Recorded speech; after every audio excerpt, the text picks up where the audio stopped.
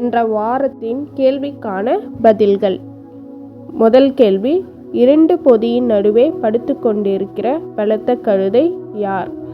பதில் இசகார். ஆதியாகமம் 49:14.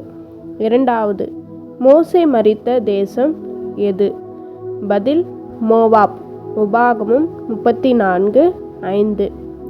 மூன்றாவது, யோசுவா மரிக்கும்போது யோசுவாவின் வயது என்ன? பதில் 110. நியாயாதிபதிகள் 2:8. நான்காவது, மாராள் என்று தன் பெயரை மாற்றிக்கொண்ட ஸ்ரீ யார்? பதில் நகோமி. ரூத் 1:20. ஐந்தாவது, என் சுண்டு விரல் என் தகப்பனாருடைய இடுப்பை பார்க்கிலும் பருமனாயிருக்கும் என்று சொன்ன ராஜா யார்? பதில் ரெகொபெயாம். 1 ராஜாக்கள் 12:10.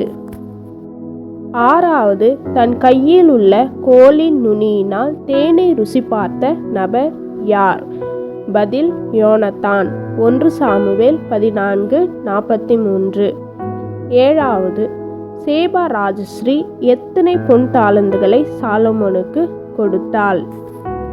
பதில் 120. 1 ராஜாக்கள் 10:10. எட்டாவது, தன் குமாரரை நியாயாதிபதிகளாக வைத்த தீர்க்கதரிசி யார்? சாமுவேல். 1 சாமுவேல் 8:1. ஒன்பதாவது, ஆபிரகாம் சாராளை அடக்கம் பண்ணப்பட்ட குகையின் பெயர் என்ன? பதில் மக்பேலா. ஆதியாகமம் 23:20.